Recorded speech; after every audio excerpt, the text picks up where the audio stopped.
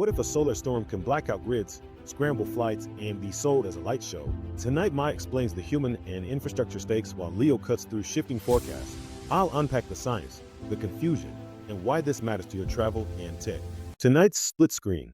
Official forecasts evolving by the hour, while social feeds scream historic auroras. Which is it? We'll unpack what forecasters said, what actually happened, and what it means beyond pretty pictures. Officially, a sequence of CMEs. Two struck Tuesday night.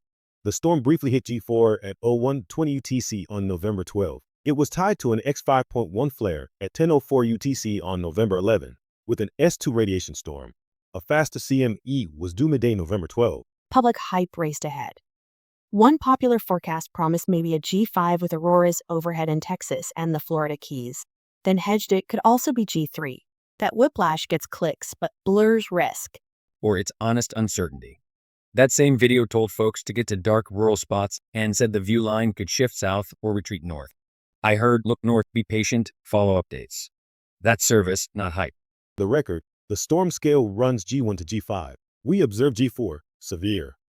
Forecasters warn the final, faster CME might hit harder. And yes, the S2 radiation side matters for high-altitude flights and satellites. Fox Weather hosted a space scientist on the multiple CMEs and the so-called cannibal effect, a faster blast overtaking a slower one. She admitted forecasting is in its infancy. Sometimes it becomes obvious just an hour before. And local TV hammered practicals. One meteorologist said your camera may see aurora before your eyeballs, and to try between about 10 and midnight if clouds break. Useful if you also hear what could fail when G4 hits. Hold on, forecasts themselves conflicted. One map touted about 24 states, another listed 17, another 18. Some briefings labeled the day moderate G2, while watches and updates flagged G4, and then confirmed it. Inconsistency is a communication risk. People plan drives, pilots plan routes, grid operators schedule staff. Mixed messages erode trust even when the science is sound. Media bias cuts both ways.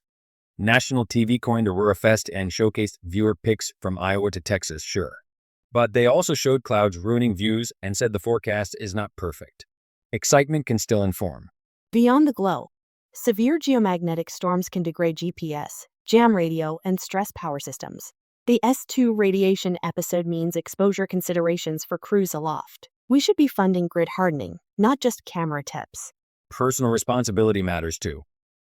If you wanted a shot, you were told to avoid city lights, pick a clear north horizon, and let your eyes adjust. Use the tools from alerts to night modes, and you'll miss fewer chances. Viewing basics, quickly, late evening to early morning, often 10 p.m. to 2 a.m., dark sites, north-facing horizon, 30 minutes for your eyes. A bright aurora can be seen up to about 1,000 kilometers from the oval. The human moment mattered. People in Alabama, Arizona, Texas, even parts of Mexico saw reds and pinks. Unusually low latitudes show how wide the oval gets at G4 and how light pollution limits who truly sees it. Let's not catastrophize. The YouTube forecaster also said it might be G3 or G5.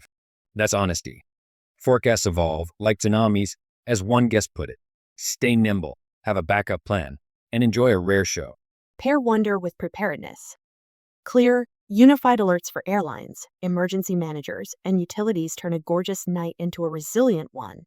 We're near solar maximum. More eruptions are likely.